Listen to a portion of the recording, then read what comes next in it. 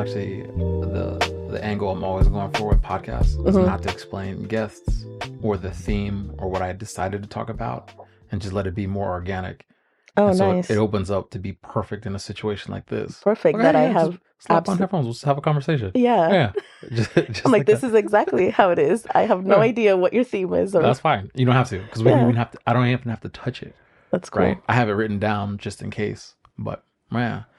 Nice. But we had left off talking about Star Wars, so let's go back to Star Wars for a second. And I'm not a big expert on Star Wars. I've seen the movies. It took me a long time to kind of get the main points of the plot, but specifics, you lost me. Well, fortunately, there's a site called Wikipedia, and it's an exhaustive Star Wars encyclopedia.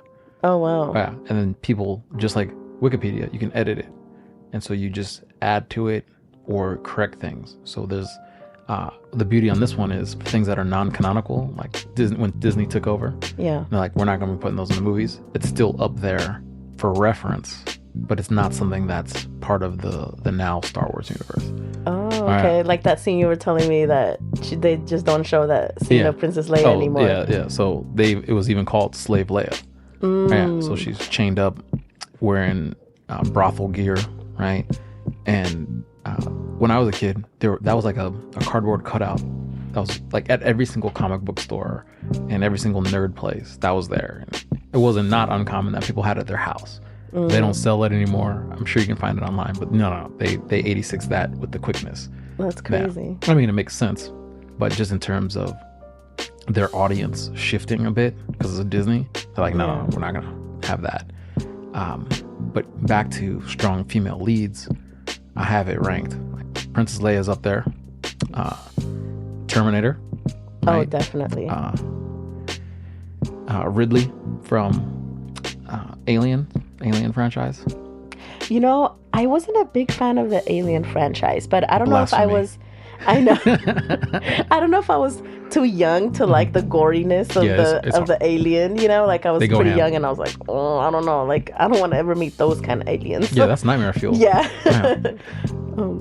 If you ever, but I like Blade. We were talking about Blade. Go back, Blade. Okay. Right. I was like, Blade. He was badass. Okay. Like, yeah, definitely. And I saw that in theaters when I was a kid, and immediately wanted to become a samurai.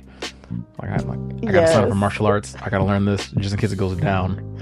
Right. When I get older and I go to a club, and all of a sudden blood starts coming out of the water sprinklers, I won't be nervous because I learned everything from Wesley Snipes. I mean, even as a woman growing up, I traveled a lot, and so carrying a pocket knife, I always felt very Blade-like. Like I feel like such a badass. I could use a pocket knife, but obviously I'd never want to use it. But my question for you is, did it have a safety on it where it would spin and then take someone's finger off, like in my man's Blade's his katana? No, not like that. Not that intense. No, not that intense. No, right. It was a pretty long pocket knife, but it was just a regular knife. I mean, I'm a female traveling alone through the country. Mm-hmm. You never know. Oh, where'd you go? I went through all 48 continental states. Whoa. What did that look like? You were going up, down across the United States? I went across. Like I went from Cali, San Diego to like the Keys, so to Florida all the way down. Oh, the southern route. Yeah, nice. The southern part of Florida. Then I went back up towards like New York, and then crossed over to Chicago because I have a lot of family there. Same. Oh, nice. Where in Chicago? They're from like downtown area, Cicero, which is pretty close by. I have a lot of family right on the border of Indiana and Chicago. Cool. But yeah, when I go out there, I mean, I think I travel. I have like 5 different sections of family, so I have no idea. Cool. I have some more in the southern. Or I guess technically it's the middle of Illinois, but it's south of Chicago. And then I have family that live right in Chicago, right by downtown, and some in the right on the loop. Yeah, right on the loop. I dig it. My grandparents were the first black couple in Skokie, Illinois. No. Yeah. That's pioneers. Wow, that's awesome. That's crazy. Yeah, one of my aunts was an Uber driver, and so she would give me rides around Chicago, telling me all the history of like different places and buildings. And so I grew up with a lot of appreciation for Chicago culture. It's just so different than LA. Absolutely. It's so different. Those high rises are no joke. Like, you know, moving on up George and Wheezy, right? And that apartment complex is not just apartments. Like originally it had a bowling alley in it. It had a sports thing, and like no one really had gyms like that in a building. Right? Oh, that's dope. It worked out to be like almost like a mini mall with luxury apartments on top of it. Right? Wow, that's And then cool. it got renovated and it changed into mostly apartments and office spaces. And then it just mostly turned into apartments. Yeah. So Chicago, what a city! What a city! Definitely. Oh yeah. Except in the summer, not the biggest fan, but I'm not a fan of anywhere in the summer. California might be the place for you then. That's the closest static. to. Just worry about earthquakes and fires. Oh yeah, I don't mind the earthquakes that much. I don't know if it's because I don't think I've ever been close enough to feel one really, destroy my property or anything where it scares me. And it's just like rocking yourself a little for a little while. That's a massage right there. Yeah, it doesn't feel too bad. Some people pay good money for that. Yeah, seriously. I'll tell you for free. Yeah. Fires do scare me. I lived in Santa Barbara right when they had the big mudslide. I was out there around that time, so that definitely was scary. But that's about it. Otherwise, good weather. I mean, consistent. Cali, consistent. It's expensive for a reason. Yes. We pay for luxury out here. If you like consistency in weather that feels like summer all year long, California is the place to be. Yes. If you are trying to live that active lifestyle and like, I can go for a walk, I go for a run, I can go for a jog, I can bike ride, I can do. Yeah, California is always going to have that. Yes. You can go in the winter and was it'll be fine. The best thing. It's like whether you're a mountainy person or a beach person, we got that. We have it. We got that. Yep. I'm thinking about buying a bike at some point soon. I had one when I went to Santa Barbara and I was out there for like 6 years. And that's all I didn't even have a car until I was 23 because I just didn't need one. I had a bike. I biked everywhere. Took the bus. It was free public transportation. It's free up there? For students. Yeah, it was free. Okay. So I was a student at the time. And even afterwards, it wasn't too expensive. And yeah, just walking, biking everywhere. I miss that. Cool. Yeah, being in LA in the city is just, it's not the same. You're not safe to bike everywhere. You can't walk. That's so one of the things they teach you in security is how to keep your head on a swivel, right? Yeah. Gotta be looking out and then assess what the situation looks like. So they say, zone white is no threats whatsoever. And that only happens at your house, right? Facts. So the second you open your door, you go into yellow. So it's like, hey, look at your surroundings. People are driving cars. So not everyone stays on the road. Some people hit the curb. Some people don't stop at stop signs. So just be aware of what other people are doing. And then next level up is orange, where it's there could be danger. So you need to be prepared for what you're gonna do, right? Okay. So if like say you're at a bar or a banquet hall and people are starting to yell and they're not dancing anymore, right? And then someone breaks a glass. You're in orange and you're already like, okay, how do we de-escalate this? You don't have to wonder if it's going to happen. People are already getting rah-rah. Right? And then red is you're in it and fists are flying. Maybe there's a gun. Maybe there's a knife. It's already out. It's not a threat. It's out. Right. That's red. But then to be able to reorient yourself to go back down to yellow is what you need to do. Right. And then actually, there's a correlation with that with people who have PTSD. Yes. Right? Because instead of being in that white zone, they're in orange or red. Like as a default? As a default. And you can't sustain that. Right. Like cortisol levels will be through the roof, you'll be stressed out, gaining weight, and then ready to fight the drop of a hat. Right. So that, ever heard of the term OODA loop? OODA loop? No, I haven't. It's like observe, I forget. it's observe. Then I forget what the next O is. Then it's decide, like decision, what you're gonna do. Okay. And then reassess, and I'm slaughtering it pretty badly. It's all good. But the whole point is, you can look it up online, OODA loop, and it's the cycle that your mind has to go into when you're on the lookout for things. So not everything is a threat. It might be perceived as a threat, but you don't want to just react. It's like, oh no, we're in red zone right now. Right. No, it's okay. Like someone runs at you and you start running away like they're gonna kill you. You're like, I just wanted to hug you. I just wanted to hug you. Yeah. So that's actually, I'm glad you brought that up, because dogs do that, right? So the way dogs talk, they just bark.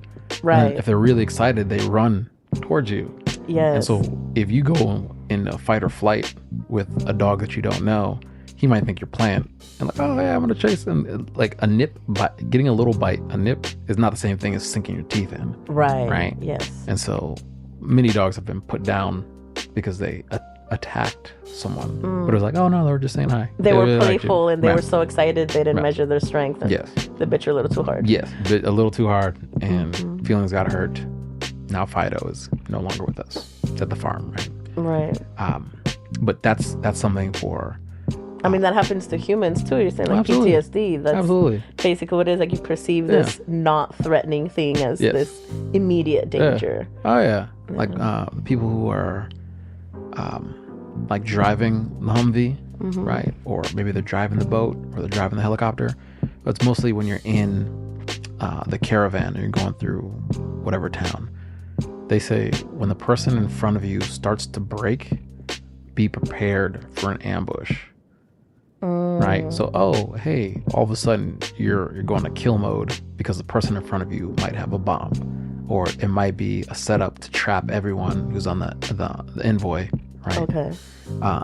And so, could you imagine doing that and then going to LA? Driving in the 405? You're like immediately triggered. You're like, oh, yeah. So that's not good. But the whole thing is you can retrain your brain, right? So one of those things would be saying, okay, let me observe. Let me look around. Okay, am I in Afghanistan? I'm not in Afghanistan. I'm on the 405. It's rush hour traffic. That's funny you say that, because you don't know this about me, but I actually did. I've been a personal trainer for a long time, and I work with people with disabilities, mostly people with autism. And so a lot of my research and work and what I do for fun, right? Reading scholarly articles. Nice. I do a lot of work on the nervous system and like re-regulating your nervous system and anxiety, because I had anxiety for a really long time, and breathing exercises, and I went into CrossFit, which super heightened my anxiety, which I understand now why, but I had to start training very differently. I've gone from like powerlifting to bodybuilding to CrossFit to strongman stuff to figure out like how to regulate my nervous system and be able to control my breath, so that when I'm in the middle of an anxiety attack, I can slow down my breath, slow down my nervous system enough to turn on that cognitive brain where I can think of like, wait, what am I scared of right now? Right? Like what is actually like making me hyperventilate? And once I could turn my brain off, then I can talk myself down and tell myself like, this is not real. Like you're not really in danger. Like close your eyes, like focus on your breath, like whatever I have to tell myself in the moment to really hype myself up. Like I'm doing a great job. You're good. Calm yourself down. But in the middle of like this really heightened state, like you can't even get to that place. You can't even think of, let me assess the situation. Like, am I in this dangerous place? Like your nervous system takes over your thinking brain. Absolutely. So severely that, and I think, and that's a lot of the support that I would do is I would work with people that were labeled as very challenged by their autism or by their, neurological differences. And it always stung me and like rubbed me the wrong way, like to label people as like, oh, you're high functioning or low functioning. Because I'm like, man, there are times when I'm very low functioning. Like when I'm in the middle of an anxiety attack, I don't ask me to think about anything. Like I don't even know how to sit down by myself, it could get to that point. So I'm curious, like, you're talking about, your nervous system. Oh, sorry. Yeah, I mean, regulating your nervous system enough to be able to like observe and assess where you're at and calm yourself down. Like it takes a lot of practice. Absolutely. Yeah. So how did you get to that point where there probably was a time where you didn't see it as something that was out of the ordinary? You're just like, oh, this is what life is like. And then there was an incident, and then, oh wait, hold on, this is something that's reoccurring. I think I might need help adjusting this habit or the way that I react. What was that like? So I was in college, and this incident actually pushed me, or like motivated me to go to like student health, right? Mm-hmm. I was having a lot of anxiety, but I had never had anxiety before. Mm-hmm. So I didn't know what I was experiencing. I know that my ADD was getting, really heightened. And again, I've always been very intelligent in school. It always came very easy for me. Mm-hmm. And so in college, when school started to get a little bit hard, and I noticed I was having these issues that my classmates were not having. I was like, what do you mean that you can study for 3 hours straight without taking a break? Wow. What do you mean that, all of these things, just the executive functions? And so it was midterms or finals week. I think it was finals week. It was like the week before finals, and I couldn't sleep. I legit could not sleep. I would close my eyes and I would wake up like, oh my God, I'm late. Like I'm late to something. And it'd be like 3 a.m. and I'm like, okay, no, I'm not late to anything. I'm going to try to fall asleep again. But then at that point, my nervous system is so heightened and that it would take me a couple hours to fall back asleep. And I'd sleep, 15, 20 minutes, and I would wake up. The best way I could describe it to someone is when you know that you have a test, let's say at 8 a.m, right? The next day, and you're staying up late studying, and you put like 3 alarms because you're exhausted. Yes. And then you wake up and it's like really bright outside and you didn't hear an alarm. Yes. Right? And you wake up like, oh, I totally missed my test. Like, no, what time is it? Mm-hmm. It must be like 9:10. And then you look and you're like, oh wait, it's only 6 a.m. My alarms haven't rang. Phew. So I was having that feeling, that reaction of like, oh my God, I'm really late. I'm waking up.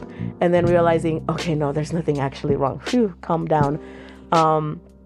For about 5 days, like Monday through Friday. And then it got to Friday, and my roommate actually told me, like, you're not okay. Like, I haven't seen you sleep. And I mean, I was a zombie. I mean, I couldn't think. I was like, I can't study. I have all of my finals are next week. So I was freaking out. I went to the doctor and I was like, you need to give me something to sleep. Like, you need to knock me out, give me melatonin. I don't care. Like, put me to sleep because I haven't slept in 5 days. And that's kind of what did it. I started seeing a psychiatrist and then a therapist. And I had seen a therapist before, like in high school, which actually is what motivated me to go get my psychology degree. I loved the whole concept of it and the way it supported me and really figuring out what I wanted to do and, organizing my brain. And so I was like, okay, I'm going to go to therapy. There's got to be something wrong, right? And so then, they were like, oh, you have anxiety. And I was like, what is that? Yeah. Define it. Define it. What do you mean I have anxiety? Like, what do you mean? This is how life works. I was like, this is normal. Like, yeah, I'm anxious. Of course I'm anxious. I'm nervous. I have tests. I have my exams coming up. I have things going on in my life. But that's when I realized, like, oh, this can be a disorder. Like, your nervous system can get so dysregulated that anxiety is your default mode. Like, you're just in fight, like a flight mode, not even fight or flight. Like, you're in the flight, like you're running away. Everything scares you. And that's how I felt. I dropped out of that quarter. Oh, no. And I felt like running away. Obviously I stayed, and it took me a couple weeks to kind of regulate myself, but I've always been an athlete all my life. And I was like, how can I be nervous, anxious? Like, I don't understand. I started taking my upper division courses and studying the brain. Okay. Right. And how chemicals and drugs work on the brain, and the way your brain and your body works, that mind-body connection. Absolutely. And I was fascinated. I think I was hooked from there. I was like, I am studying anxiety and the nervous system. That's a good addiction right there. Yeah. Addicted to studying. Definitely. And then I came out of college and I started working with people with disabilities, and I think I just had a natural knack to it because I always came from this empathetic place of I might not understand what's going on internally in your mind, but I didn't even understand my own internal environment for a long time. Like, I needed support to understand myself. So, you know, how can I not be empathetic to somebody else needing support to function, you know, and understand themselves as well? Yeah, so that's why when I heard that, you know, you again, I don't know what your podcast is about, but I know that, you know, my friend was just like, oh yeah, he likes talking about weight loss and the human body, and I was like, I love the human body. Yeah, this is all three of those things. It's mind, body, and soul. That's what the podcast is about. Love it. And so some days it's really heavy on the fitness aspect. Sometimes it's heavy on the spiritual aspect. Sometimes it's heavy on the emotional aspect. And this I knew was going to be good when you were like, oh, I learned some things and overcame this obstacle. Here's anxiety. This is what I was dealing with. Oh, here are the techniques I learned to be full functioning and a holistic person. Like, not just, okay, I'm ready to be an athlete. When's the tryout? When's the game? When's the test? Let's do this. Because you got to turn that off sometimes. Yeah, and I mean, to be even a great athlete, you do need to have your mind, body, and soul absolutely grounded. Yes. Yeah. Absolutely. I mean, and that's where I went to. You know, the first thing was that psychology. Let me get my mind right. You know, and then after that, it was, okay, my body. Let me work on my body, right? Sleeping correctly, the nutrition that I put into my body, the type of movement, you know, that not only feels good to me, but that helped me progress and get better and get more in touch with, you know, being able to connect to those muscles and just have more functional movement. And then even the spirituality is what helped me with connecting with my breath and get into a meditative state and be able to regulate, you know, my mind and my heart from a different space, you know, where it wasn't always logical, but it was feeling and it was being in touch and being able to sit alone by myself. I mean, I thought that would be the easiest thing in the world. I was like, cool. I'm like, sometimes I hate people. I want to be alone in my room, you know, but it's one thing to be alone and then it's another thing to sit with yourself. Yes. That as I get older, that's more of how I prefer things. So I'm going to be by myself for a second. Yeah. I want to just run through some scenarios in my mind, even if they're not real situations, just to, with my attitude and my temperament right now, how would I handle those situations? Oh, I want to go back to some of these memories, some of these ones that I pushed to the side. All right. Actually, I don't want to talk about that one. Oh, yeah, let's go through this, walk through it. And one of the areas of healing was bringing Jesus into it. So like those, I call it the vault, right? All the bad stuff. You're like, I'm gonna shut the door, lock it, and I purposely did not have a code on this. It is a code, but you can't open it. You know, you're not gonna guess. It's gonna stay shut, right? The only time it opens is to throw another bad memory in there, a breakup or a family situation, whatever it is. But then a couple of years ago, it was okay. I'm friends with Jesus now.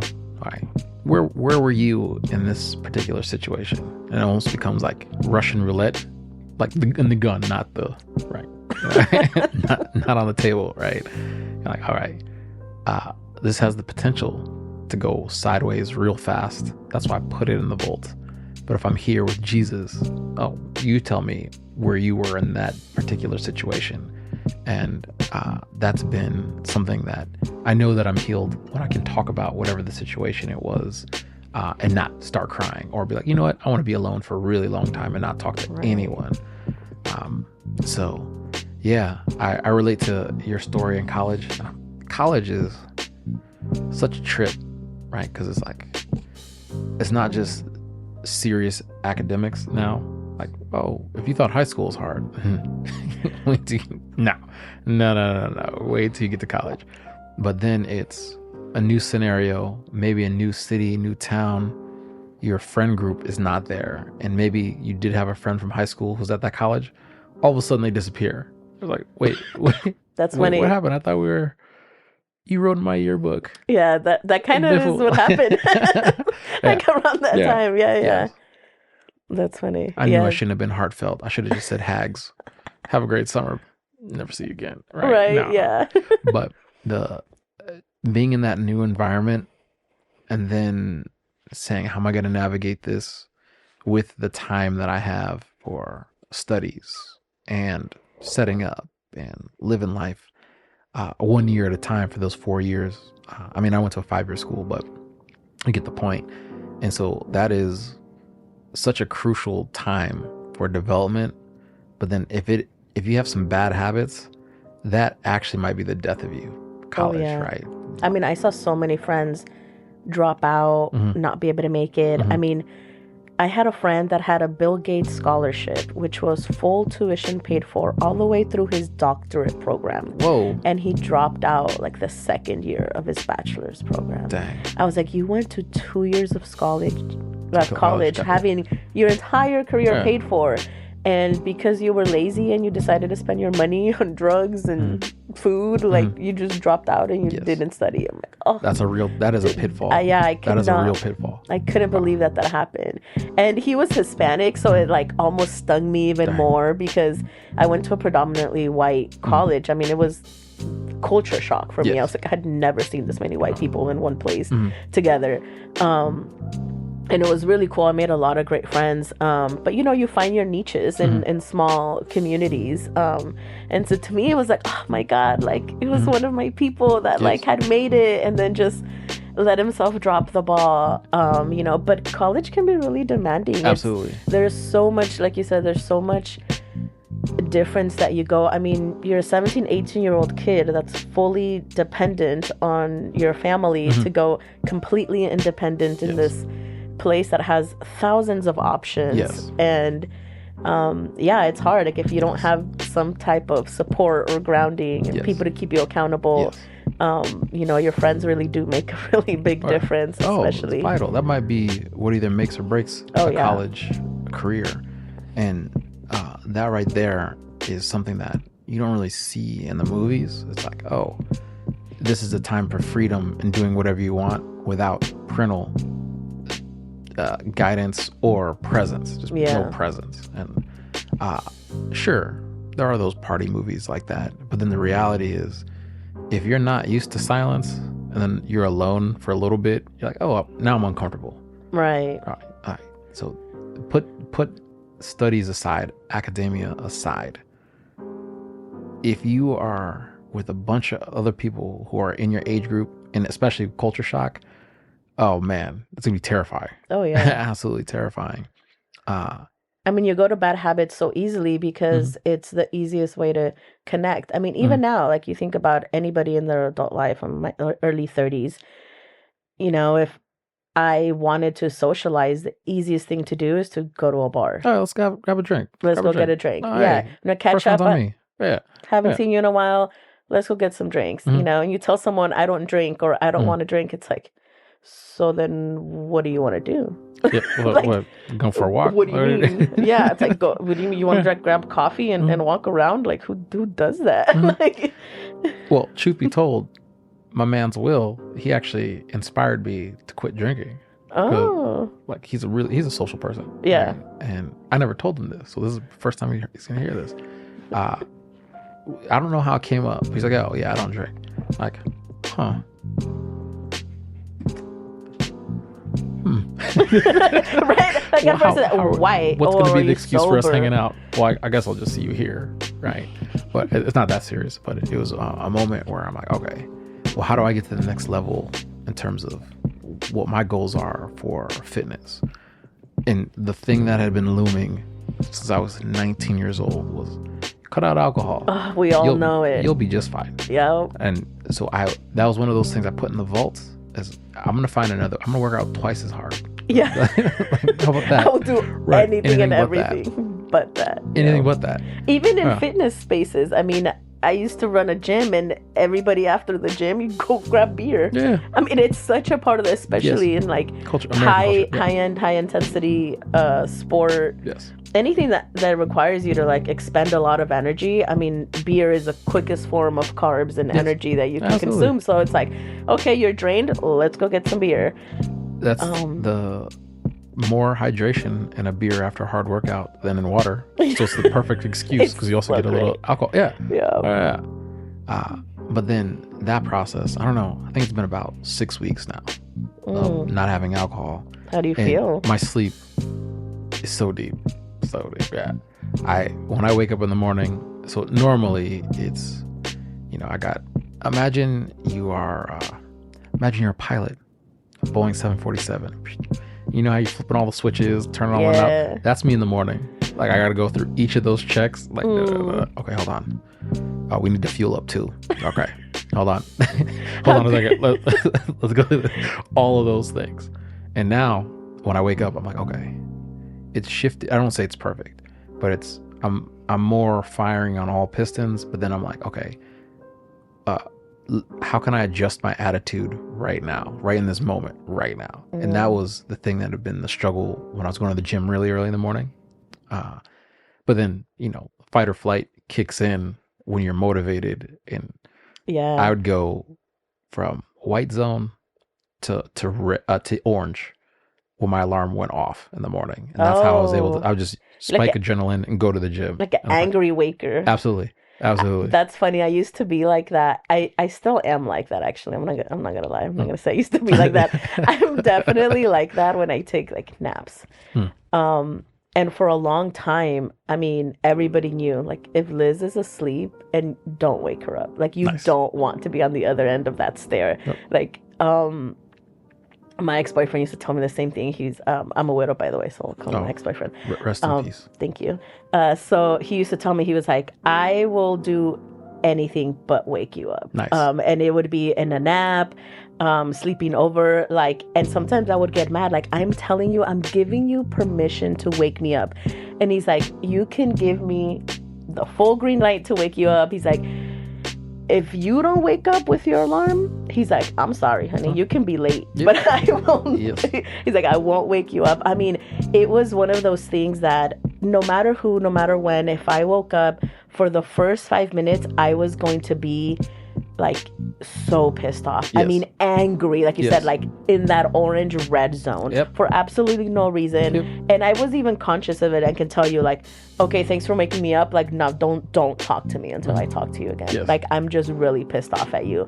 But I didn't do it. But you asked me to. I'm like, I know that I asked you to, and I probably won't be mad in 15 minutes. But right now, like, I could chew your head off. Like, don't ask me why. And I'd go in the restroom and, they just get all these bad words out and this energy out. And I mean, I used to wake up and go work out at 5 a.m., 6 a.m. and it worked. It worked for that. It worked. And I never realized that that's not okay. Like, that means your nervous system isn't regulated. Yes. Like, that's not a normal way to wake up really pissed off and have to go expel that energy in a workout because you're so pissed. Yes. And a couple episodes back, I had one of my heroes, Alexandria Vasquez, on the show, and she doesn't do it that way. And I'm like, oh, I'm glad you found a way that works for you, and you're consistent with going to the gym and working on bodybuilding. But I don't think you understand. In my world, if I don't feel like I'm about to step onto the rugby field and there's gonna be kickoff, I'm not gonna go. I'm not gonna go. I'll find an excuse. Oh, hey, look at this. Like, I can't work out happy. Wow. No. Oh, that'd be later in the day. Maybe, but no. In the morning, it's not gonna be like, no. How are you doing? No. For her, what did she say? It was her style of motivating herself was very affirming and full of goodness. And it is very effective, but that seemed alien to me, because if my alarm clock's going off at 4 a.m. to be at the gym at 5, or 4:30 in the morning to be at the gym at 6, whatever the case may be.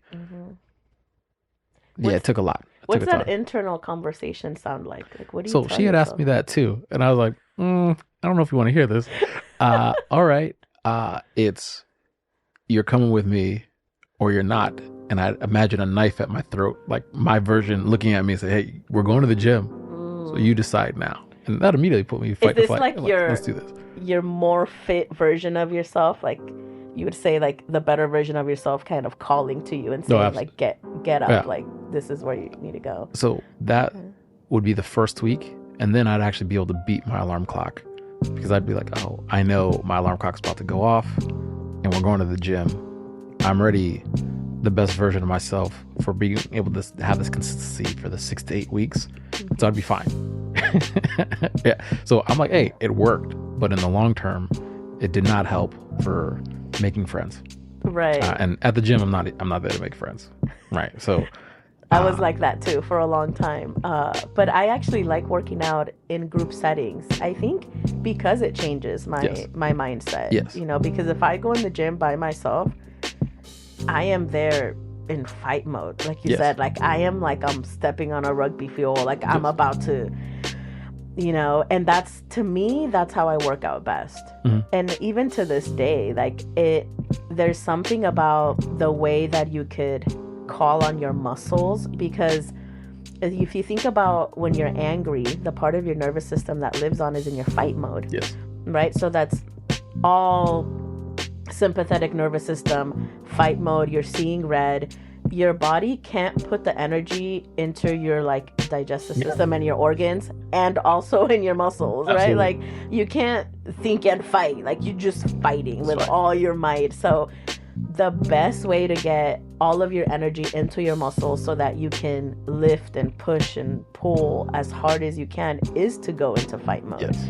But, you know, it's not that it's bad to go into fight mode, is that knowing how to get yourself there and how to bring yourself back. Bring yourself back. That's part. So that you being in control of your fight mode. That is key. Yeah. But we're going to have to talk about that part. How do you bring yourself back? So that decompression part that's the point where I would talk to Jesus and be like, I'm really thankful for LA Fitness, or really thankful for Gold's Gym. I'm really thankful for beating my alarm clock so many times, for putting in this workout, and just go through a bunch of those. And then, I'm thankful for comedy. I'm thankful for this hilarious viral video from 2013 that I still think is funny. Right? You know what? Let's watch it right now. Oh, look at this. Bad lip reading Yoda talking about seagulls.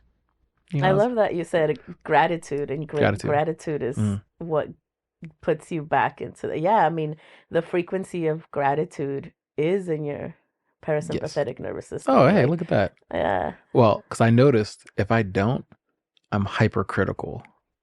Right? I'm like, oh, look at this dude, clearly on steroids. Oh, I can't believe she'd wear that. Are you kidding me? What? You call that functional? Right. So that'd be, if I don't bring God into it immediately, become hypercritical, and then even less friendly, almost to the point of wanting to provoke someone. Right. So there's a ton of things that you could have a field day as a psychiatrist. Tell me more. Tell you more. All right. Oh, where do I start? All right. So this person didn't wipe down the machine, and they were sweating like nobody's business, and just had the gall to just leave with the imprint of their body on there. Like, that's weird. Then you're the type of person to get up and go tell them? No. Oh, okay. So when I get in that mode, I'm like, that's the good stuff. I'll take it. I'm gonna add to it. That's the sign of victory. Yeah. All the winners, leave that sweat, right? But then it's weird because it's switch. Because then if I'm not sweaty, and like if I'm not taking creatine, I'm not gonna sweat as much. Like when I didn't experiment with creatine, it was a pool of sweat everywhere. But there were times where people would ask me to wipe the machine because I used it and walked away, and I'd be like, you don't know how close. I'd be like, you don't know how close I am to punching you in the throat right now. Wow. Because I didn't sweat on the machine. It's just, I'm a stranger to you. So I don't need to wipe it down. This is gym etiquette. And then, oh wait, hold on. Remember, you're not just talking to yourself now mentally. You're conversing with a real live person who has feelings and things, and they don't know any of my business. So no need to go to DEFCON 4 on this person. And I found a great technique to get out of it. Ooh, tell me. I'd say, I'll wipe it down for you if you ask me again in a Daffy Duck impersonation. Yeah, and 9 times out of 10, the person doesn't do it, and then they kind of give me this weird look, and then I walk away, and it's fine. That's funny. Yeah, or I haven't done this in a long time, but if someone asks me and then they don't bite with, oh, I'll do it in a Tasmanian devil voice, right? I'll do it in a Mickey Mouse impersonation. I'll just take my shirt and give it a quick wax on, wax off, and then walk away. Interesting. Yeah. I think you might understand why I don't have many friends at the gym. You're one of those look but don't touch. Like, don't get close. Oh, absolutely. So I've adjusted, I'd say, in the last couple of years to be friendly and casual with people, but not getting this long stop and chat. Because that's actually the worst part for me, is when you get caught with a chatty Cathy who could be a guy at the gym. You're like, whoa, yo, I'm here for 60 minutes. I can't just... No one appreciates someone. I mean, even if I'm really happy, I could be as happy to see you. It's like, talk to me after my workout. Or let's join. Let's work out together. Yes. And we can have this conversation. But in between time, don't do that. So it's a little bit of a tight rope. With the self-awareness that I have, it's like, okay, be friendly enough and not have the inner David Goggins going off constantly. But then don't be like, oh, hey, so tell me more. So what do you do when you're not at the gym? No, that's not. Yeah, no. It's like quick small talk. Talk to you soon. Yeah. Bye. Right. Boom, boom, boom. Yeah. Right. That's funny. Yeah, I'm definitely not a chatty Cathy during the sets, like while I'm working out. But I just grew up in such a gym environment, working out with fit people always around. So yeah, something about working out is to me, it's such a community builder. Yes. And it builds connections. And so something about the Globo Gym environment is very different than when you go to any other gym. You know? Yeah, absolutely. Going to a Globo Gym is definitely different. I mean, me, that I've been a personal trainer for 9 years, I worked out my entire life. I go to a Globo Gym, especially one I've never been to, I am so scared. Like, it is this nerve, like I can feel my anxiety bubbling up, like this nervousness of even people like looking at me or going to a machine that for some reason I don't know how to use, which I mean, I think I know how to use every machine at this point, and I can coach people how to use machines, but I go into a gym and I'm like, oh my God, people are so critical. But you don't get that at a lot of like CrossFit or even like Pilates places, like almost any other type of gym workout environment. You don't get that hyper criticism vibe in the air than you do at a Global Gym, and I still don't understand where that comes from. So my lady, she goes to, I shouldn't say the name. I'll say the name. She goes, well, no, I won't say the name. So goes to a gym that Marky Mark might be affiliated with. I'll just leave it at that. So if you don't know it, I'm not gonna say it. Okay. But it's a group fitness thing, and has made like half of her friends are from the gym. I'm like, oh, that's so cool. And so actually recently we went to Vegas with some of her gym friends for their birthday, and I was like, whoa. And they're normal people, right? I don't know anyone at the gym that I go to that I'd want to hang out with outside of that environment. Right. Like, if I see them at the bar or wherever the place is, I'll say hi, and that has happened. I'm walking down the street in Glendale, and I'll see a dude from the gym. Oh, hey, LA Fitness. Oh, dang, I just said it. It's like it. Hey, 24, LA Crunch. Hey, what's the one? There's this gym. What's it called? Oh man, it's in North Hollywood. I'm blanking on it. Is it a bougie gym or a... No. Oh, Fitness 19. Imagine in between all that. Oh, okay. It's a cheaper gym. It's open late. Speakeasy. I have seen Speakeasy. Yeah. This one. So you have such an eclectic crowd in there. It is awesome. It is. So that's where I have to control my face not to start smiling from just being happy, humor and laughter. Yeah. So you have one side, very hype personal trainers who are fitness influencers actually on Instagram and on YouTube. Like, oh, that's cool. Then you have someone who's like a boxing coach who's been with Floyd Moneymaker Mayweather. You're like, oh, dang. Then you have one of his clients who's actually a really good boxer.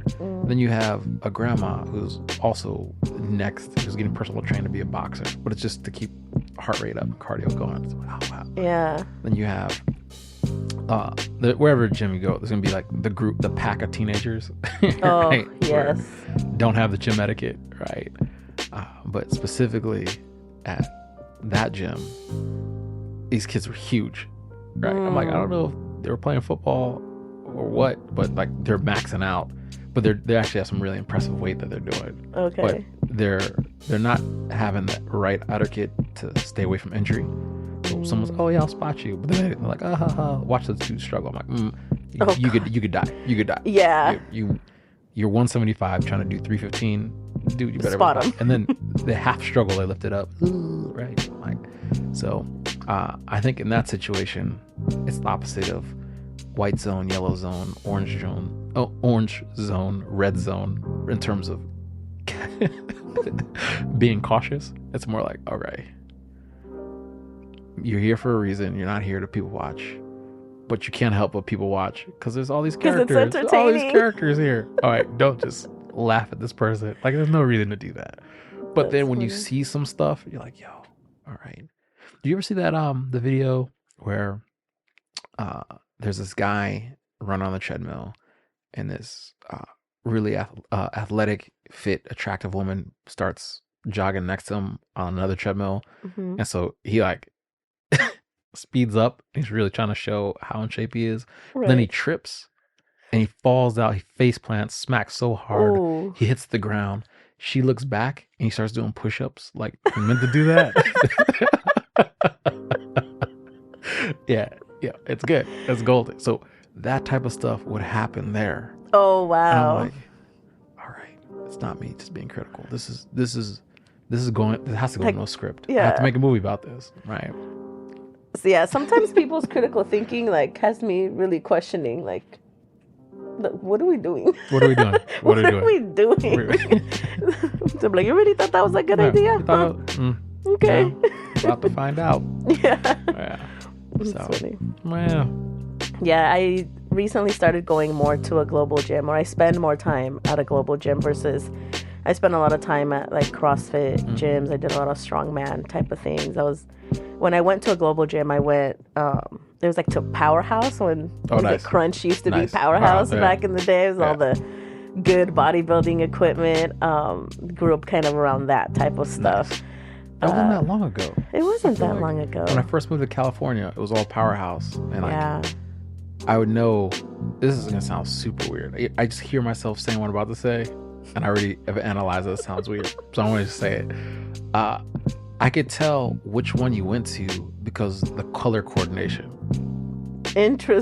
Right? So it's like my dudes in Santa Ana, they'd have the pink ones and the blue ones. I was like, oh, I could tell. Well, that's the crew over there. Yeah. Then over here, it was red. There was a gold one, and there was like a black and white one. Like, oh snap, you're over here. Oh. Right. So yeah, that's taking cool. notes, mental notes only for myself. It might leak out sideways on a podcast. That's funny. No, yeah, that's cool. Yeah, so yeah, I mean, I think is what I noticed recently is that like, oh wow, like all the work that I've done to regulate my nervous system, like it's easier to catch myself now when my nervous system is dysregulated and like what to do about it. But it's taken me so many years of personal development. I mean, I've read, I've studied, I've practiced. I've actually, when people say personal development, it's not just, reading a book and it's like, oh, that's awesome. It's actually doing the work and like applying it, taking notes, evaluating, adjusting things, making adjustments based on your results, figuring out what to adjust. Like I've done that for so many years and yet still I catch myself, at certain times of like, oh my God, I don't know what to do. Like, I didn't even know that I was going to react that way. Or, you know, like going into a global gym, like, what? Why am I anxious? Like, why am I nervous? Like, what am I scared of? Or catching myself with that internal dialogue of like hyper criticism.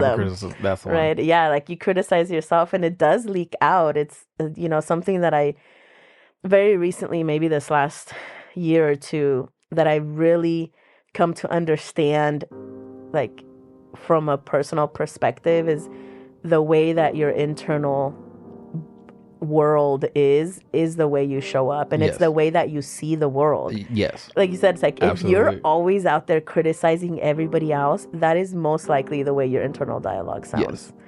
And it's like I noticed the way that I changed, you know, when I started changing how I talk to myself, is like, oh wow, like all of a sudden I have so much more empathy for other people, or I can pause myself before I judge someone, and you know, really care about the way that I use language and the words that I say and how I show up, the energy I take, you know, I present.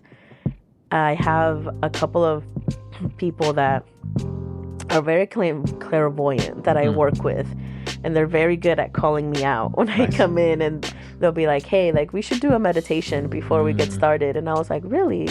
And sometimes it's for them. I think that's an awful decision, and you're stupid. Get out of my face. Yeah, let's meditate. Yeah, let's meditate. And I'm like, really? I'm fine. And they're like, you need to calm down. I'm like, okay. And then after I meditate, I notice, I was like, oh wow, my breathing is so slow. I feel so calm. You know, I'm really patient. I can think so clearly. It's crazy what meditation, and you know, I thought it was really stupid when I started meditation. I was like, there's no way you're telling me I don't know how to breathe. Like, of course I love being alone. I'm by myself all the time for hours. Why would I need to do it with my eyes closed? But starting to meditate and sitting there with the purpose of listening to what you think about is like, oh wow, like I didn't even know that those conversations came into my head. I didn't even know that those thoughts came in. And at first I was like, oh my God, I can't turn off my brain. Like I can't sit and just think about nothing. And it's like, well, that's not the point. The point is not to think about nothing. The point is to recognize what you're thinking about. And then you can change what you think about. It's like, if you're noticing that you're thinking about lunch and that's pissing you off, well, it's like, why are you upset that you're thinking about food? What do you think you should be thinking about? Like, you know, where is that feeling? Just all of these questions, the when, where, why, who, questions start popping up. And once you start asking yourself questions and answering them for yourself, then you get those aha moments of like, oh man, I opened up the vault. Absolutely. Hey. Eventually you're going to get there whether you want to or not. It's, you know, some memory, some core memory is going to come out. And you're like, oh, there it is. That's the first time that I remember feeling like this. But that's the whole point, is to have the tools for addressing those memories. Yeah. So they're no longer just in a briefcase in the vault, and if it opens up and comes out, you're able to go through it. And I like what you said about the breathing, because the moment where I breathe in, you know, do the sign of the cross, and say 3 Hail Marys, right? I'm like, was I holding my breath? What? Wait, how long had I been holding my breath for? Did I forget how to breathe? Yeah. Well, that's weird. That's a weird thing. All right. Okay. Lord Jesus, is there something you want to talk about? What do you want to talk about with me? Oh, wow. Man, I think I might regret having asked that question. Why are you bringing up this person? My roommate was a jerk. Da, da, da. Oh, that's what you want to talk about. That roommate. All right. All right. Let's do this. Yeah, I mean, for a long time when I've gone through a lot of spiritual, you know, I'm the type of person that loves asking hard questions, and I love asking myself hard questions. And I grew up, you know, Catholic, going to church, choir, Bible study every week.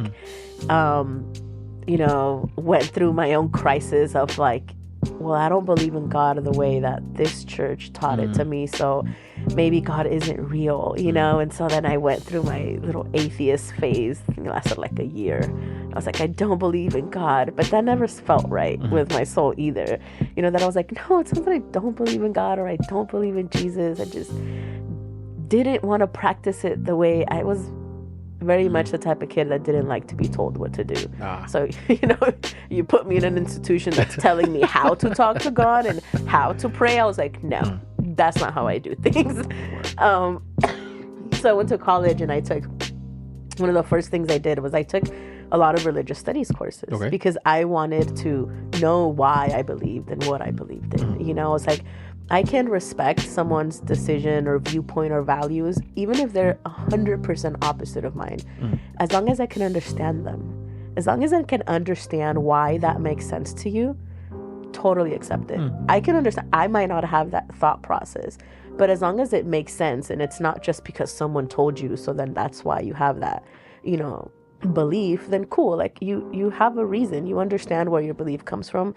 That's all I care about. And so that's how it was about God for a long time, is as long as I understand why I believe in Jesus and I'm comfortable, you know, going to different types of churches or, you know, reading the Bible or books. I've read a bunch of books and different versions of the Bibles and prayed different ways. And I got rebaptized Christian, and my mom was a Buddhist for a while and was into Judaism, and so and I worked around a lot of Jews. So I think religion is fascinating. Our Jewish brothers and sisters right there. Yeah, like Shalom. the way that definitely the way that people connect to the higher power.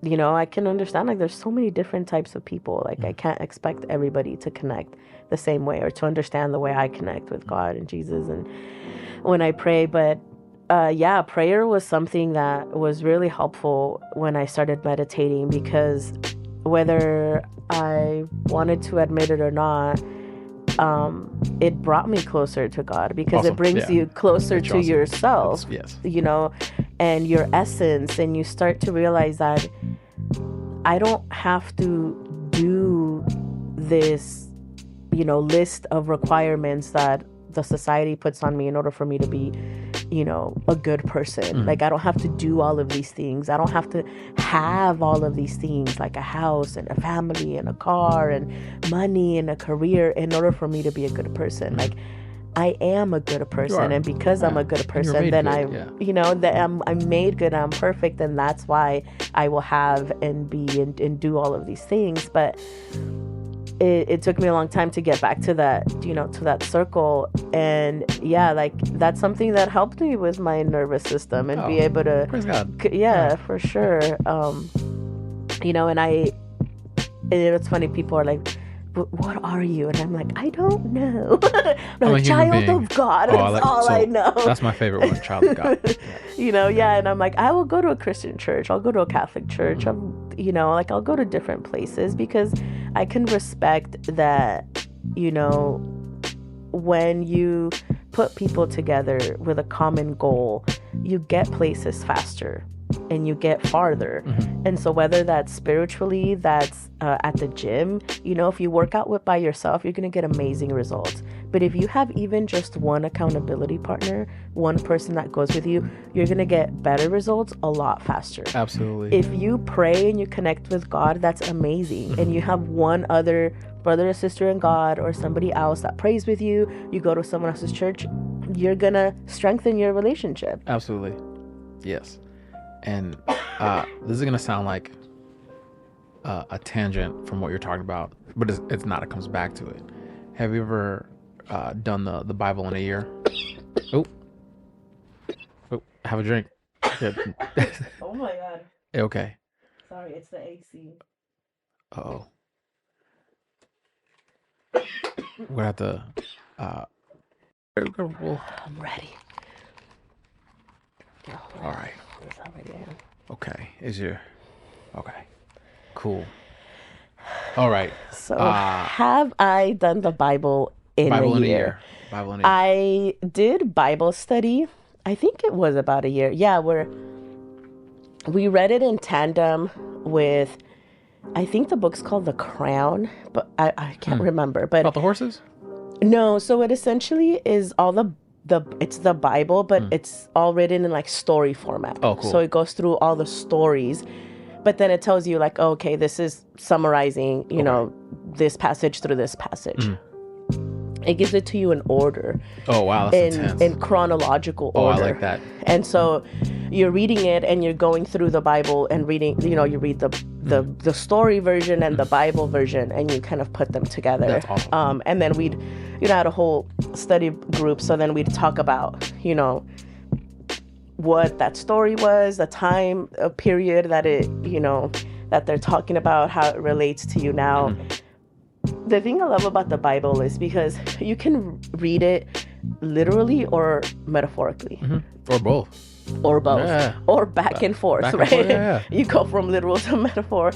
And I'm a big metaphor type of person. So I love reading the Bible metaphorically. And every time that you read it, it's like watching the same movie over and over and over again for the rest of your life. Every time you watch it, you're Big in shout a out, Will. different... We got to watch it multiple times. multiple times at different ages and stages. Yeah. You might have hated it when you were 10, but you love it when you're 25. Yeah. I mean, you never know, you know? never know. Or you might love it even more. So it's like you could hear the same story, and depending on what you're going through at the time, you're going to hear a completely different lesson. Oh, man. Different point of view. You might interpret it in a way that you've never interpreted before. And this is what I like about going to church and listening to pastors and people, you know, give their version of the Bible and the stories, is because I'm always like, I never would have interpreted it that way, or I didn't even see that, you know, and you learn, and then you apply whatever, you know, kind of fits with you, and then you let go of the rest. Yeah, let go of what doesn't work. The thing that I really dig about reading the scriptures is why that particular story is in there, because some of them are showing the strengths of a person, right? Then another time it's showing a really bad example and being like, well, why would you show this version? Like my man Samson, he's not doing what he needs to be doing pretty much the entire time, right? And so the example of like everything that he goes through, like this is what not to do. This is what not to do. Don't do any of that stuff, right? Like, this is not how you treat your parents. This is not how you treat your faith. This is not how you treat your wife. This is not how you treat your friends. This is not how you treat your second wife. Prostitutes. This is not how you like. It was like, whoa, wait. Yeah. So as a kid, I was immediately gravitated to Samson. Like, oh, I want to be big and strong too. And look, oh, he's out foxing the Philistines again. Haha. Right. But then reading the adult version, right, and pick up any Bible and you read it, you're like, whoa, wait a second. There's so much in between the lines in that character study, and then the conclusion is don't do anything this dude did. It's like, whoa. Oh wait, is there anyone else like that? Right. And I mean, you think of all the good movies, you have your protagonist and antagonist, and then you have your bad guys that you like end up loving and feeling bad for. Killmonger, right? Black Panther. That's what. Yeah. Yes. That you're like, oh my God, like I just want to save them. Yeah. Like, you know, I can totally understand. Totally. That's the empathy right there. That's the empathy. Yeah. I understand where they're coming from, and you know, you wouldn't have a good story without all of that. You know, some of the best. I mean, this is why the Joker is so popular. Oh yeah. Right? It's like he's like the worst villain ever, but the most loved because everyone feels sorry for him because they understand where his story came from. And I feel like that's, to me, it's like that's why, like, you can't have a Bible full of just all the good stuff, and then that wouldn't represent humankind. But that's the thing. Like, I don't know where I had that idea where it'd only be showing good examples. Good examples, and then the first time I read the Bible as an adult, I was a teenager, like 19, 20 years old. Like, wait a second. Whoa, these are... All right, this is Game of Thrones, the original version. Like, so much bad stuff, so much abuse, so much incest, this isn't so the much Disney murder. Version. Yeah, this is not the Disney version at all. Like, what are you talking about, right?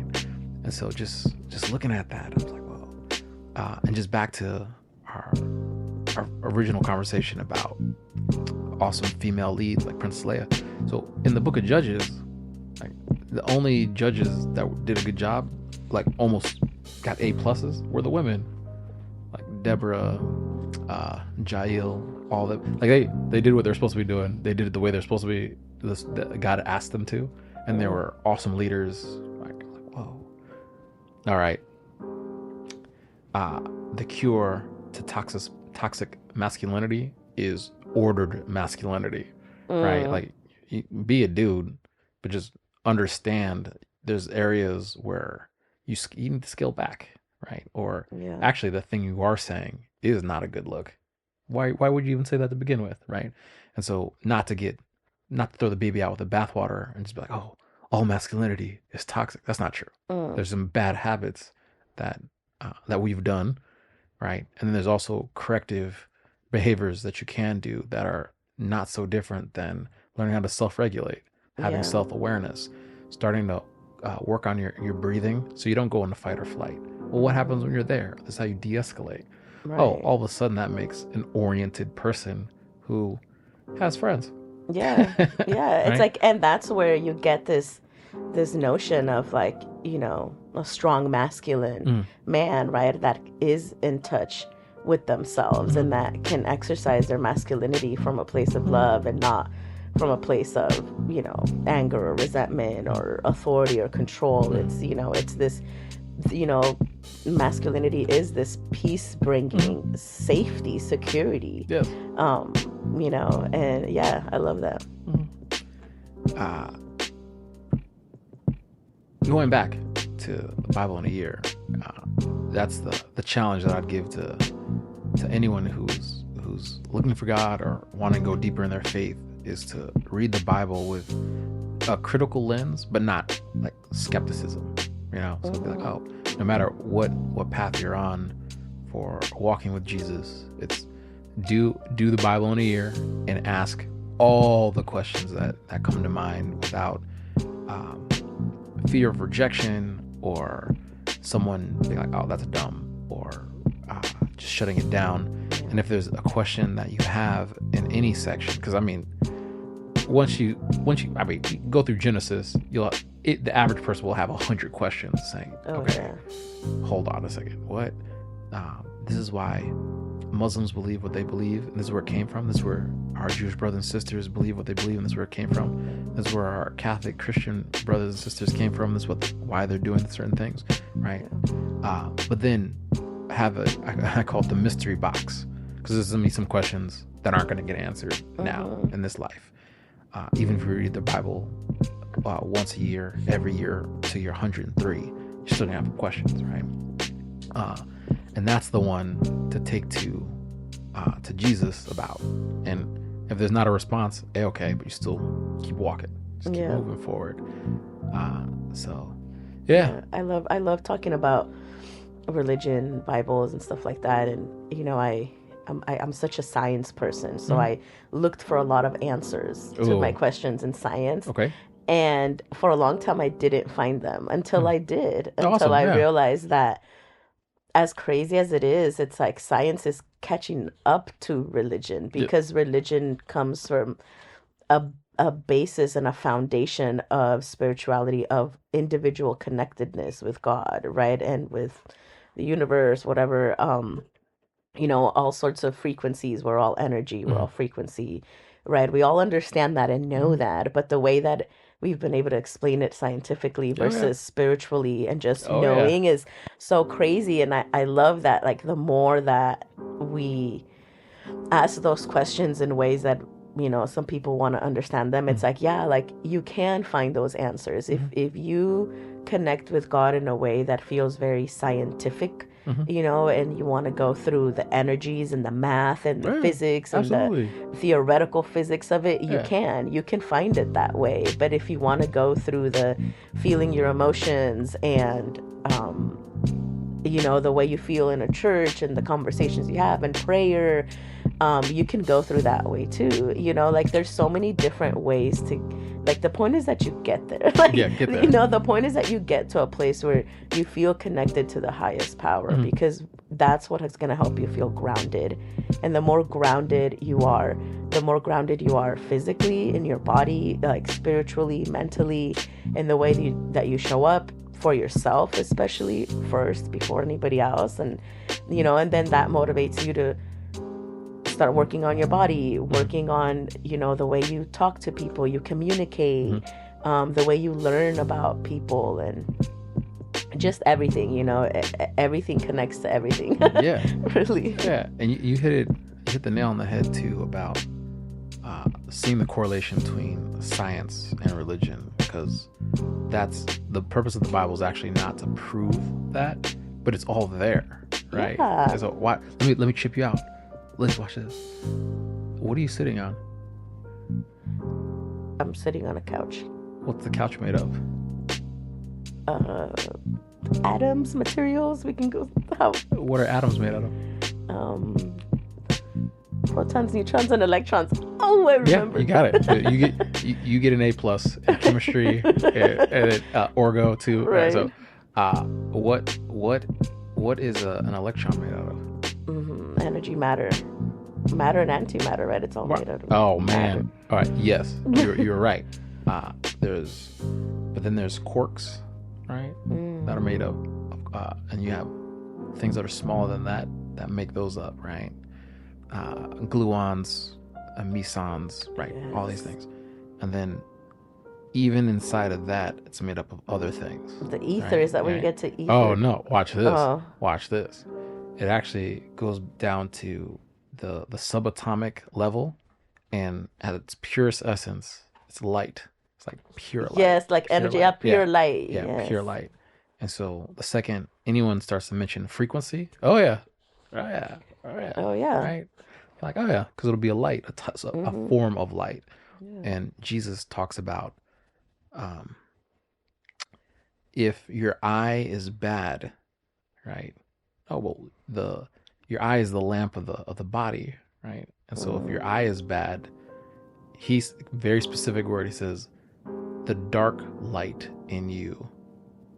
How dark will that be, right? You're like, wait, did my man JC just talk about antimatter, dark matter, right? Dark light. There's a type of and dark the light? Knowing of that at a time where there was no science to back it up. I mean, so many people that have all of these knowing and this knowledge that it doesn't come from science, but then you add science and it just proves what it was already there. Talk about like, and let there be light. The first line. Everything is all about light. So imagine. So I trip out because I'm a storyteller, right? You need a beginning, a middle, and an end, right? And in my personal opinion, there should always be redemption in the story. Not just don't teach a lesson to say a lesson. Oh, there needs to be redemption in it, right? So I'm convinced the true story, right, of Jesus rising from the dead, right? Oh, there it is. Like, gruesome death, but he came back. That's Easter Sunday, right? But going back to storytelling, to grab the audience with the first couple lines, right, and then conclude it last couple lines. It needs to be closest thing to flawless possible, right? So to have those opening lines in the beginning, right? Yeah. All right. Yeah. Right. And then he spoke it into being, right? Time, space. Like, wait a second. Hold on. You mean to tell me in the Bible that has the perfect start in Genesis and the perfect end in Revelation? All right, we couldn't have just made this. Like, it had to have been divinely inspired, because to speak light into being, that defines time, matter, and space, right? And it's constantly expanding. Yeah. Wait a second. All right, hold on. And then now we talk. Yeah, now we talk about scientifically, right? Universe is always expanding. There's so many galaxies and universes and da. And it's like, if it's so much vaster than we imagined, like, how is it a stretch that happened this way? And not just that, it's like, how did someone write this down like 500 years ago, and we're now also proving it right with science? That there's just so much about it that like you said, there's so many questions that won't get answered, but that's not what it's about. The point is not to answer all those questions. And the point isn't even for the Bible to be right or wrong. The point is the journey that you go through when you read the Bible, the journey that you go through when you go through meditation, when you connect. It's not about how buff you get. It's about the journey of going. Speak for yourself. Yeah, that's not. Don't. Right, yeah. I mean, my name is Dave Woods. I think it is about as buff as you can get. Okay. It definitely plays a role, but it's not like you get to a certain point and then you're gonna stop going to the gym. No. You're forever. You're like, okay, I get to this buffness and now I'm done. No, that's actually where I messed up every single time in my fitness journey. It's like, you know what, I am here. I'm good. Yeah, we'll stop. I can stop. Yeah, I'm not going to the gym. Getting the dad bod back. No. Right. Yeah. And so it's like, that's what it's about. It's not about just reading the Bible once and you're done with it. It's like, however you connect to yourself, to your higher power, like keep searching for new ways and new opportunities. And, it's that journey of going through it and discovering like, oh my God, like I saw it this way and now I see it this other way. And look at how much I've grown. Yes. And you get so much confidence in that and Absolutely. being able to reflect and see your journey. It's like, man, the first time I picked up a Bible, or like the first time I went to church, I was singing these songs and I was like, what are we doing? And then now I go and it's this appreciation for, the way I see it is like, oh my God, all of these voices in unison at the same frequency, connecting to God. Like harmonious. How could that harmonious, like how could you not think that that's power? Like, but I see it so differently now than I did back then. And it's like that constant journey of like getting a little bit better in all these areas. And then hanging out with the right people that keep pushing you to be better and to, keep exercising those healthy habits. And that also trips me out. So what you just got to know who's the right person to hang out with, right? I think starting when I was 19, that was not the discretion that I had. It was like, I'm gonna be friends with everyone. Oh yeah. I'm gonna be just myself. I'm gonna be authentic with all the people. I'll empathize with them for whatever it is.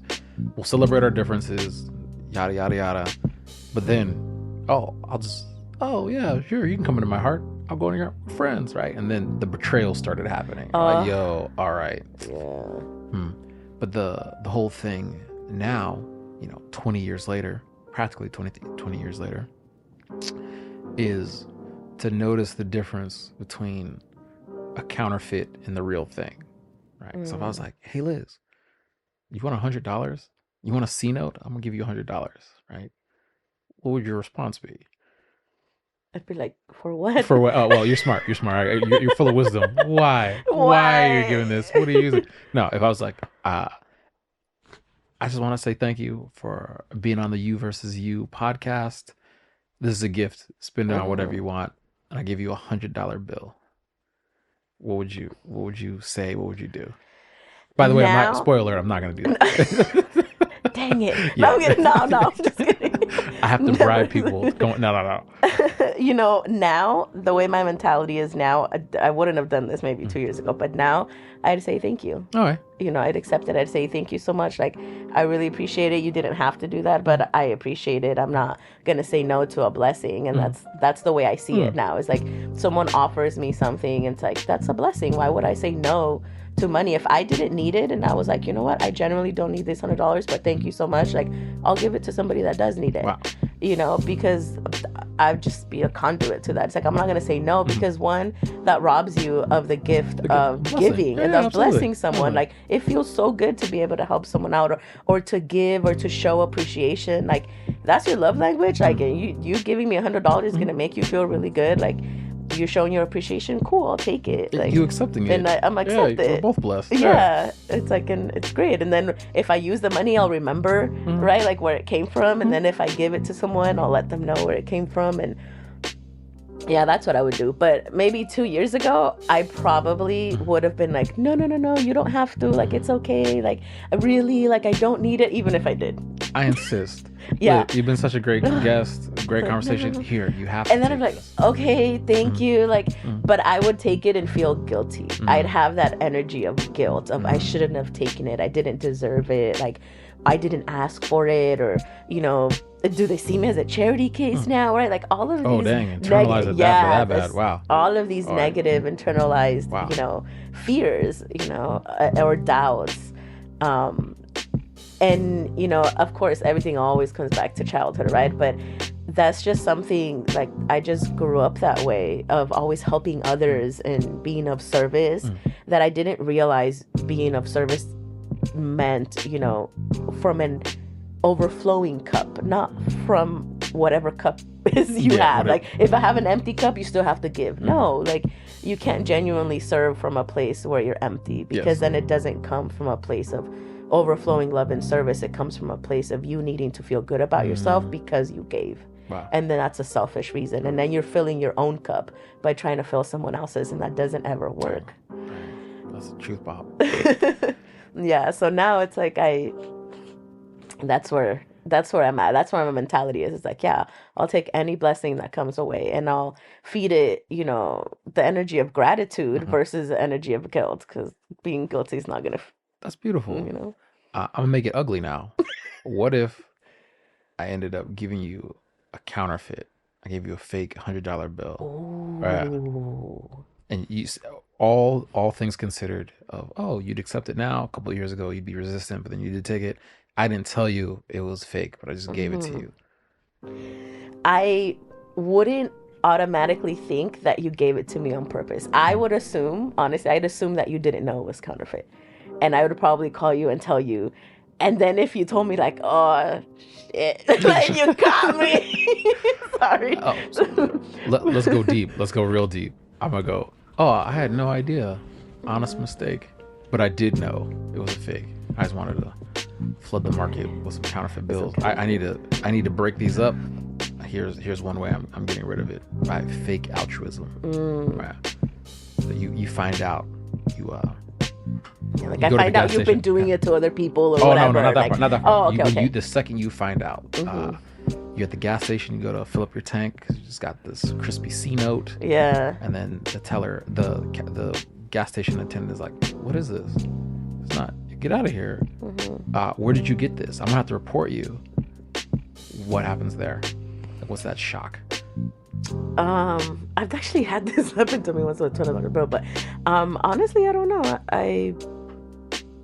I still, it's crazy. It is like, I wouldn't automatically think that you gave me a counterfeit bill on purpose, but I'd probably apologize, be like, oh, sorry, like, no, there's no way that's counterfeit. I got it from a friend. There's no way.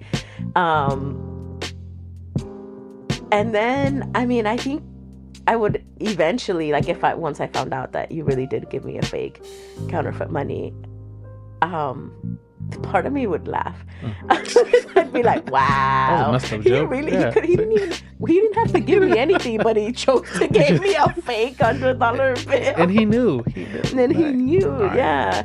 I would just be like, oh man, like, I think it would definitely change the way that I saw you, in the sense that, integrity means something. Oh, absolutely. Yes. And so when to your point of, like, who you choose to hang out with, like, I probably wouldn't choose to hang out with you, because to me it's like, I wouldn't want to hang out with someone that very clearly doesn't have integrity. Yes.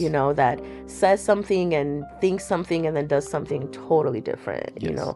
And I'd probably have a conversation and be like, why? Like, where did, I would want to understand why, because that might change my mind. There might be a learning lesson there. There might be, there's always an opportunity that I could help you see, like, why that wasn't aligned maybe with who you want to be. But if that is something, because there are people that are okay with doing that. We have cartels, right? There's people that really don't mind. Not far, yeah. Yeah. You never know who you're sitting next to at lunch. Exactly.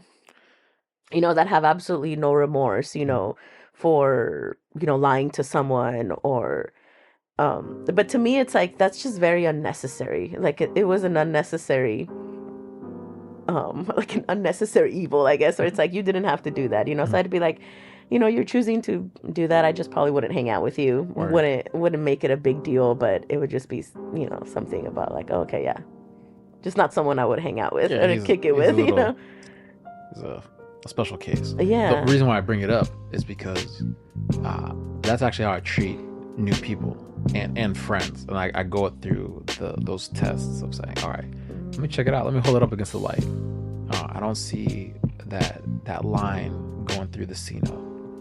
I think I might be dealing with a counterfeit. All right, let's hold it up to the black light. All right, what else is the reflection coming up? Oh, yeah. It's not. Oh, I don't see the silhouette. Dang, this is not good. Oh, I don't see the marker. I don't see the stamp of authenticity on this.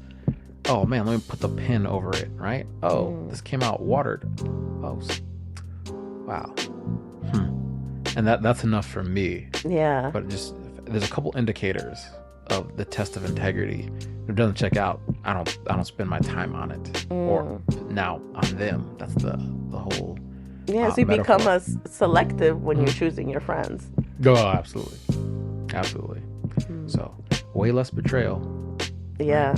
So it takes longer to find those quality friends, but then I'm sure you find the friends that you want and that you're looking for. Absolutely. Yeah. So, I could tell I'm dealing with quality. I can tell with Will dealing with quality. So we'll end it on that note, and just so everyone takes it in. These are some of the keys that we've come to. We put them in your hands. Can't open the door for you. You got to open it yourself and walk through it. This is you versus you. Peace and blessings.